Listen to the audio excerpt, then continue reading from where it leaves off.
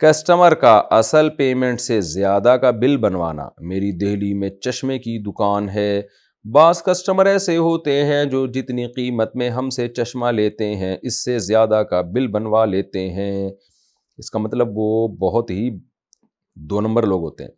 اس سے انہیں یہ فائدہ ہوتا ہے کہ جس کمپنی میں وہ جاب کرتے ہیں وہ اتنے پیسے انہیں دے دیتی ہے، تو کیا یہ بل بنانا میرے لیے جائز ہوگا یا نہیں؟ اگر میں منع کر دوں تو ان سے سامان بھی نہیں خریدے گا، اس بارے میں رہنمائی فرما دیں۔ امن حسین دہلی سے، نہیں جی یہ حرام ہے، ناجائز ہے، آپ اس کے ساتھ دھوکے میں تعاون نہ کریں۔ اب خطرہ یہ ہے کہ وہ پھر آپ سے لے گا ہی نہیں سامان، تو آپ کمپنی کو کسی طرح اطلاع دے دیں کہ یہ الو کے پٹھے ہیں، حرام خور، جھوٹے بل بنوا کے آپ سے زیادہ پیسے لیتے ہیں، ان حرام خوروں کو لگام دو، اور دیکھو میرے ریٹ دیکھو یہ ہیں، اور دوسرے لوگ جھوٹے بل بنا کے یہ ریٹ دے رہے ہیں، تو انشاءاللہ کمپنی آئندہ سے آپ ہی کے پاس آرڈر بھیجے گی۔ تو ایسے حرام خوروں کو لگام دینے کے لیے جا کے کمپنی میں کمپلین کریں آپ۔ ناپاک کپڑا ٹب میں پانی ڈال کر کیسے پاک کریں؟ اگر کچھ کپڑے ناپاک ہوں، ان پر پیشاب لگا ہو، یعنی کوئی ایسی نجاست نہیں ہو جو نظر آتی ہے اور وہ نجاست سوکھ جائے،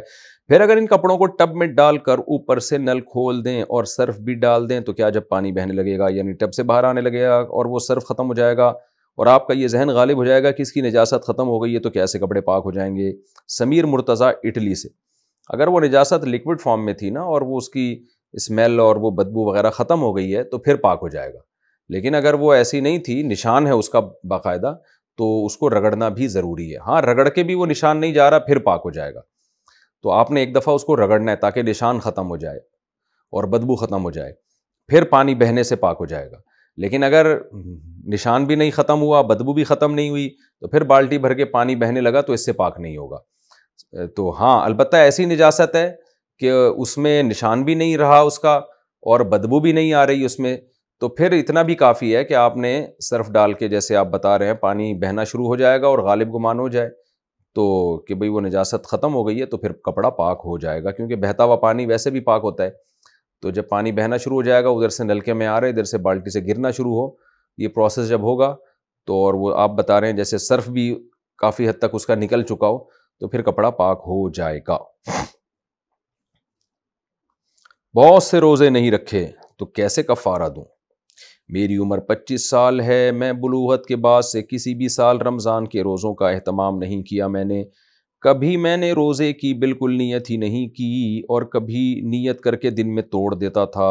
اب میں نے سنا ہے کہ روزہ توڑنے کے مسلسل 60 دن روزے رکھنے پڑیں گے، یہ میرے لیے تقریباً ناممکن بات ہے، کیونکہ پہلی بات تو یہ ہے کہ میرے پاس کوئی حساب نہیں ہے کہ میں نے کتنے روزے رکھے ہیں اور کتنے توڑے ہیں۔ دوسرا، اگر حساب ہو بھی جائے تو اگر میں 10 سال کے روزوں کا کفارہ ادا کرنے بیٹھ جاؤں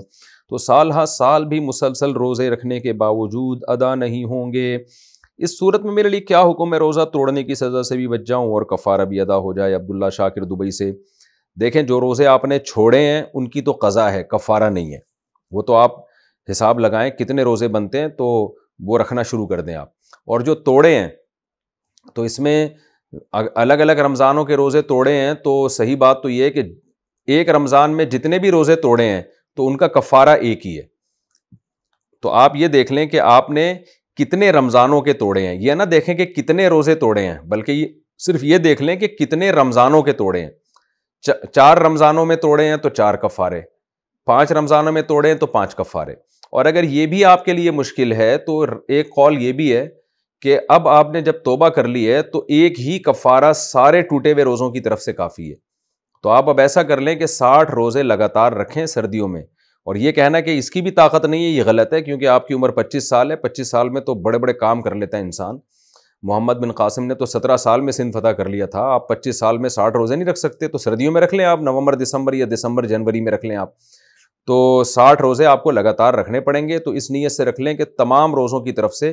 یہ جو توڑیں ہیں جتنے بھی ان کی طرف سے کفارہ، اور خوب اللہ سے توبہ استغفار کریں، آئندہ روزہ نہ توڑیں۔ اس کفارہ ادا کرنے کے بعد پھر خدا نخواستہ روزہ توڑا تو پھر نئے سرے سے آپ کو دوبارہ کفارہ ادا کرنا پڑے گا رمضان کے روزے کا۔